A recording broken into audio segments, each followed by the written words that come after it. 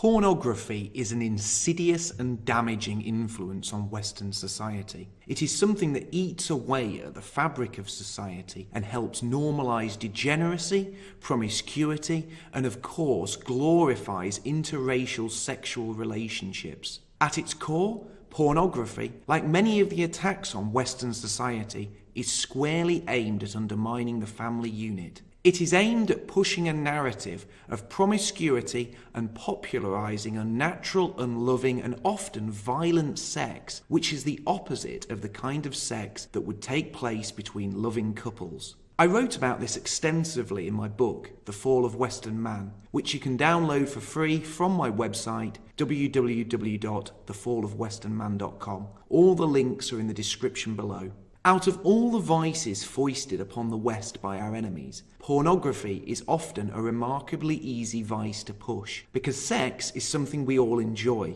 The fact that sex feels good and is so enjoyable is of course an evolutionary advantage. The survival of any organism depends on its ability to reproduce, and if the act of copulation was painful, disgusting or undesirable, that would be a major evolutionary flaw, as the organism in question would be less likely to reproduce. By playing on this natural drive and appealing to our desire for pleasure, those running the porn industry have had an easy time selling their subversive filth to the Western world. After all, they are appealing to us with something we naturally desire. But crucially, control over our natural desires and wants is part of what makes us developed human beings. If we simply did what made us feel good and pursued endless pleasure like debased cattle, we would simply eat, drink, have sex and seek other pleasures at the expense of all else, which of course would be very dangerous, as it would take us from being moral, upstanding individuals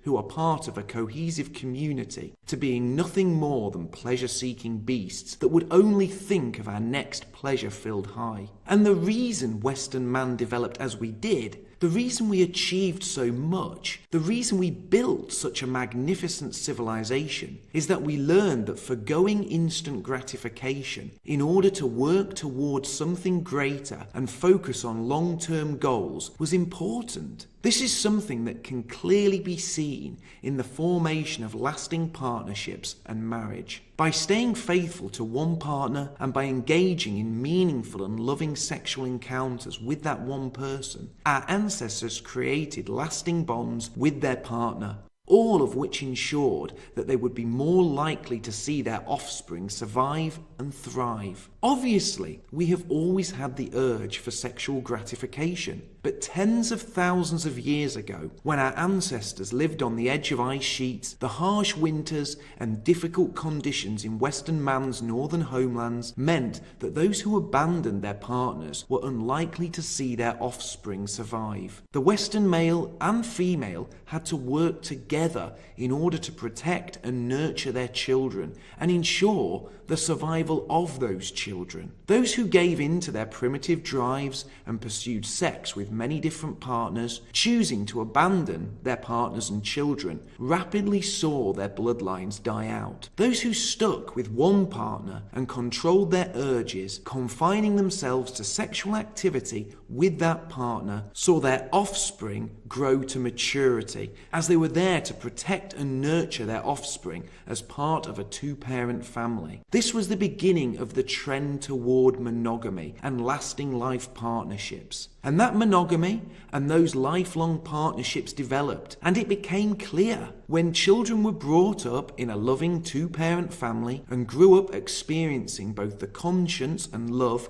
of a good mother and the discipline and strength of a hard-working father, those children were more likely to grow up to be balanced and productive members of their community. As such, the nuclear family went from simply being an evolutionary advantage that drastically increased the chances of survival of the next generation to being the very cornerstone of Western society. So what better way to attack a society and the civilization that sprang forth from that society than to undermine the family, to chip away at the family-orientated moral values of that society? This attack on the family is again a drive to separate separate man from woman and break the loving bonds that exist between the two. And what better way to attack the loving bond between man and woman than to push hedonistic desires that promote promiscuity, multiple partners, and tempt those in relationships into believing that they are in some way missing out by staying faithful to just one person. And that's exactly what pornography promotes. And repeated viewing slowly changes the way the viewer thinks, causing the individual to regress to being a more instinctual and pleasure-driven creature. Someone who slowly loses their control over their ability to rein in their desires, becoming less developed and more animalistic. This is not simply my assertion either. Scientific studies have shown that repeated viewing of pornography actually alters the way the brain works. Neuroscience has shown us that willpower is a function of the prefrontal lobes of the brain, and studies have shown that viewing porn over and over again actually reshapes those areas of the brain, having the effect of literally eroding our willpower and our moral compass. Neuroscientists call it hypofrontality, which is explained as a state in which there is decreased blood flow to the prefrontal lobes of the brain. Crucially, hypofrontality is observed in schizophrenia patients and is also observed in all manner of addictions. And using the term addict is apt here, as porn is highly addictive. And as with all addictions, over time, higher doses are needed to satisfy the addiction. The Porn Circuit, a book by Sam Black, explains what hypofrontality is for the porn viewer. And I quote, "Compulsiveness is a good descriptor of hypofrontality. Many porn users feel focused on getting to porn and masturbating, even when a big part of them is saying, 'Don't do this.' Even when negative consequences seem imminent, impulse control is too weak to battle the cravings." End quote. The porn-addicted brain has trouble thinking logically. When impulses and desires come from the midbrain, instead of being moderated, the brain feels these desires as compelling needs. The prefrontal region is supposed to be able to weigh consequences and situations and judiciously shut down cravings. But hypofrontality means the addict's ability to do this is impaired. In other words, repeated viewing of porn ensures that individuals are less able to control their desires and more likely to give in to carnal cravings, despite the fact that those actions may undermine their sexual health or put at risk relationships they are already engaged in. There are two key defining factors of pornography that specifically attack the idea of a loving and monogamous relationship. The first is the promiscuous nature of porn. Pornography is simply sex for the sake of sex, pure carnal desires being fulfilled in a soulless and often degrading and debased manner. Pornography does not have a conscience for monogamy. It is by its very nature promiscuous, and the more partners, and often the more people that are involved in the sex act, the better. Both male and female performers have dozens, if not hundreds, of sexual partners over their career. This sexual variety is then seen as desirable by those who watch pornography. The idea that it is desirable to have one sexual partner who satisfies the every need of their lover is jettisoned for the notion that satisfaction comes from many different partners who all fulfill a different need and perform a different sexual role. Secondly, the sex act carried out in pornographic films are not natural and loving sex acts between monogamous partners, but are often brutal and unnatural. The women employed by the porn industry are more often than not extremely beautiful, and the acts they partake in are extremely degrading, humiliating, and in many cases unnatural. Pornography is not just an attack on the foundation of the loving relationship, but it is a way in which the enemies of the West can revel in the degradation, objectification, and humiliation of beautiful Western females. And this is something I will come back to later. It is important to remember that sex evolved to be a loving act, not an act of violence or degradation. Yet in pornography, sex is more often than not degrading and violent. Women are dragged around, sodomized and degraded in a way that would not make a female feel loved, but instead make her feel used and worthless. Often, more than just two people are involved in these acts, making these sex acts the very opposite of a loving embrace. The effect of this is for men to see women not as loving partners and sex not as a loving act, but to see women as objects to degrade and humiliate, and for sex to be violent and debased. These two key influences are the polar opposite of what builds a stable and loving relationship, and exposure to these influences, mixed with the mental issue of hypofrontality, means that those watching porn are less likely to form long-lasting relationships and would be more prone to cheat on a partner. And the consequence of that is, of course, the destruction of the family unit. But who is running the porn industry? Who is behind the pushing of this filth? Now, I'm not going to claim that all Jews are involved in this, nor am I going to claim that Jews are the only ones behind pornography. And it is clear that plenty of Europeans are also involved in the porn industry. I am sure there are also Jews who are opposed to this industry. However, bearing those caveats in mind, it is important to note that Jews do play a disproportionate role in the porn industry. The following is taken from an essay called Triple Xthnics, Jews in the American Porn Industry. And yes, I did pronounce that correctly. Xthnics is a play on the word ethnic and X-rated. This was written by one Dr. Nathan Abrams, perhaps the world's most renowned authority on the Jewish role in pornography, and it was published in the Jewish Quarterly. And I quote, "A story little told is that of Jews in Hollywood's seedier cousin, the adult film industry. Perhaps we'd prefer to pretend the triple Xthnics didn't exist. But there's no getting away from the fact that secular Jews have played, and still continue to play, a disproportionate role throughout the adult film industry in America. Jewish involvement in pornography has had a long history in the United States, as Jews have helped to transform a fringe subculture into what has become a primary constituent of Americana. These are the true blue Jews." End quote.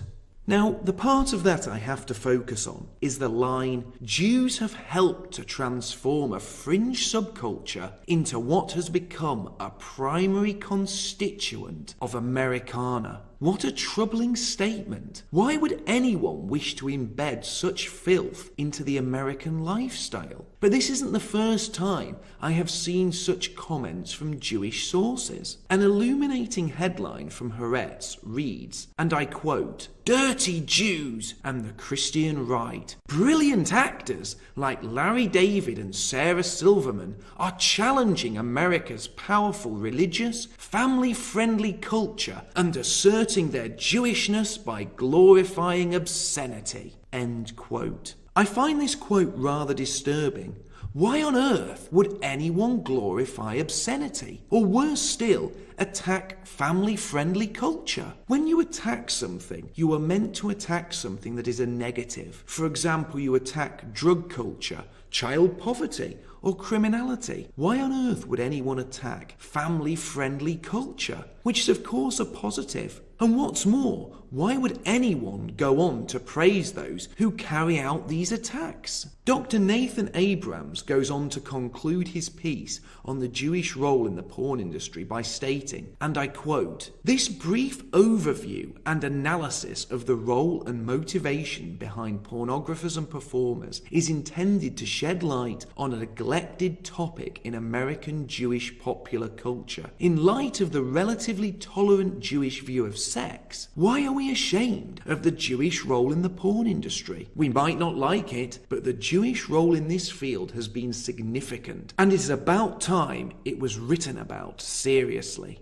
End quote. So with prominent Jewish figures and publications openly praising attacks on family-friendly culture and admitting to Jews playing a disproportionate role in the porn industry, let's take a brief look at some of those leading Jewish figures and their role in popularizing pornography and making it mainstream. And sadly, it is now mainstream, with the world porn industry now worth over $100 billion a year. So where to start? Let's begin with the man dubbed the Walt Disney of porn, Reuben Sterman, the most notorious pornographer in the post-war era. By the late 1960s, Sterman was the biggest distributor of adult magazines in the US. According to the US Department of Justice, throughout the 1970s, Sterman controlled most of the pornography circulating in the country. It was said that Sterman did not simply control the adult entertainment industry, he was the industry. Another so-called pioneer pornographer was the publisher of Screw magazine, Al Goldstein. Goldstein eagerly described his motivations for being in porn, and I quote, "The only reason that Jews are in pornography is that we think that Christ sucks. Catholicism sucks. We don't believe in authoritarianism. Pornography thus becomes a way of defiling Christian culture, and as it penetrates to the very heart of the American mainstream, becomes more charged." Goldstein continued, "I believe in me. I'm God. F God. God is your need to believe in some super being. I am the super being. I am your God. Admit it." End quote. Seth Wachowski is credited with being the pioneer of the internet pornography industry. He is the founder of Internet Entertainment Group. During the dot-com boom of the late 90s, Wachowski welcomed media attention, which made him the face of the online pornography industry. Stephen Hirsch is the founder and co-chairman of the adult entertainment company Vivid Entertainment, which is estimated to be the top adult entertainment company in the whole world. Paul Fishbein, Irv Silfkin, and Barry Rosenblatt founded Adult Video News in 1983, also called AVN or AVN Magazine. AVN is an American trade journal that covers the adult video industry. The New York Times noted that AVN is to pornographic films what Billboard is to records. AVN sponsors an annual convention called the Adult Entertainment Expo in Las Vegas, along with an annual award show for the adult industry modeled after the Oscars. And there are many others. John Stagliano, who owns Evil Angel Studio, Phil Harvey of the Adam and Eve conglomerate, Winston Wolfe of XRCO Pornography, David Freeman, founder of the Adult Film Association of America, Gary Creeman of Sex.com, William Margold of the misleadingly named Free Speech Coalition, as well as the X-Rated Critics Organization and Fans of X-Rated Entertainment, and Bruce J. Friedman of Swank Magazine. This is of course not an exhaustive list, but it does cover the tip of the iceberg, and you are welcome to carry out further research of your own. Whilst we have covered the leading producers, owners and pioneers in the industry, there have also been many notable Jewish performers too. One such performer, James Dean, was recently interviewed by Haaretz, and when asked, "Do you happen to have any Jewish role models or figures in the industry?" he replied, and I quote, "I don't go into a place and think, I'm Jewish. Who else is Jewish? I need to work with them. Respect goes universally across all races, creeds, colours, religions, everything. The Jews know we're better than everyone else. That's all that matters. It's true. We're the chosen people. It's a fact." End quote. This telling quote about Jewish supremacy dovetails with the earlier quote from Al Goldstein, who proudly claimed Christ sucks and attacked Catholicism. Goldstein's hatred for Catholics and Christian family values isn't just an isolated case. It is something that was also dealt with in Dr. Nathan Abrahams's essay, in which he concluded that many Jews have a grudge against Christianity and WASP culture, WASP standing for White Anglo-Saxon Protestants. And I quote, "Porn is the result of an atavistic hatred of Christian authority. They are trying to weaken the dominant culture in America by moral subversion." End quote. So it becomes clear that Jewish involvement in the porn industry isn't simply driven by the desire for financial gain. Of course, financial gain was certainly a major incentive, but there seems to be other ideological reasons as well. Dr. Abrahams goes on to state, and I quote, "Pornography thus becomes a way of defiling Christian culture, and, as it penetrates to the very heart of the American mainstream, and is no doubt consumed by those very same wasps, its subversive character becomes more charged. Extending the subversive thesis, Jewish involvement in the X-rated industry can be seen as a proverbial 2 fingers to the entire WASP establishment in America." End quote. This assertion is backed up by E. Michael Jones in the magazine Culture Wars, May 2003, where he interviewed a porn industry insider. And I quote, "The leading male performers through the 1980s came from secular Jewish upbringings, and the females from Roman Catholic day schools. The standard porn scenario became, as a result, a Jewish fantasy of shtupping the Catholic shiksa, shiksa being a derogatory term for a non-Jewish female." End quote. Dr. Abrahams and others who have written on the subject seem to agree that Jewish involvement in the porn industry was driven by an underlying hatred of white Christian society, and even out of a feeling of superiority and fantasy of degrading Western females. Both of these assertions are backed up by quotes from Jewish producers and stars from within the industry. But that takes us back to something I mentioned earlier. I stated that porn is a way in which the enemies of the West can revel in the degradation, objectification, and humiliation of beautiful Western females. And that is the final core component of porn. In many cases, pornography is anti-white hatred. It depicts beautiful, young,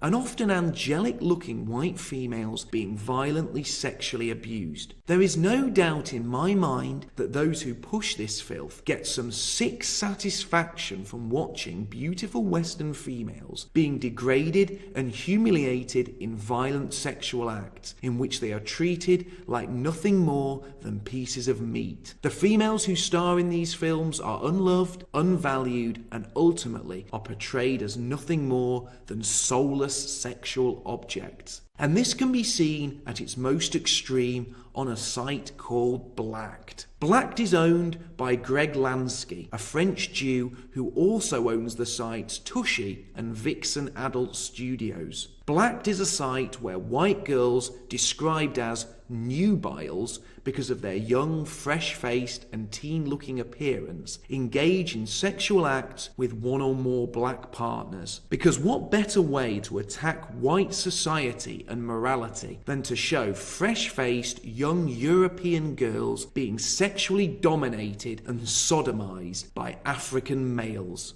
And just like with everything that has been pushed as an attack on the West, not only is porn addictive, but it also represents a slippery slope. As a drug addict becomes more used to a drug, smaller and less potent doses have less of an effect over time, causing the addict to seek out larger doses or stronger stimulants. And the same happens to the porn addict. Over time, softer and more restrained images and scenes have less of an effect, and the addict seeks out material that pushes the envelope of degeneracy even further. This overexposure to sexual material drives perversion, and sick fetishes emerge, further warping the mind of those who indulge in such material. But the problem with porn is that everyone now indulges in this, whether they wish to or not, as we are now surrounded by pornography and sexually explicit material. Pornography is no longer restricted to dirty backstreet stores and sweaty truck stops. Sadly,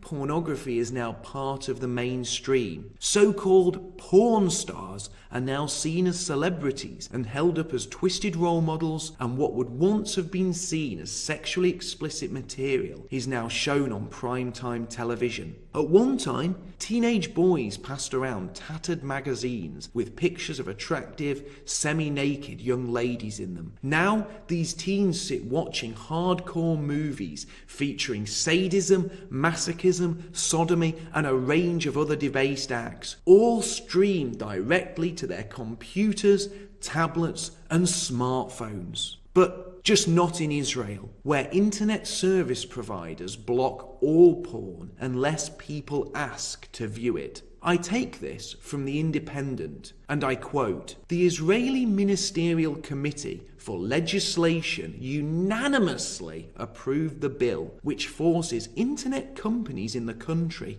to censor adult websites by default. Backers of the new legislation claim that it is a way of stopping young people getting online. Backers of the bill said that the system would still allow people to see all the information they wanted to, but would keep children safe at the same time." End quote. The chief sponsor of the law, Moalam Rafeli, said, and I quote, "The damaging influence of watching and addiction to pornographic and severe violence has been proven in many studies with great harm to children. Today, it is easier for a child to consume harsh content on the internet than to buy an ice cream at the local kiosk." End quote. So whilst Jews in the West have been disproportionately involved in the porn industry, in the ethno-state of Israel, the filth that is so readily available to everyone in Europe and North America with an internet connection is blocked by service providers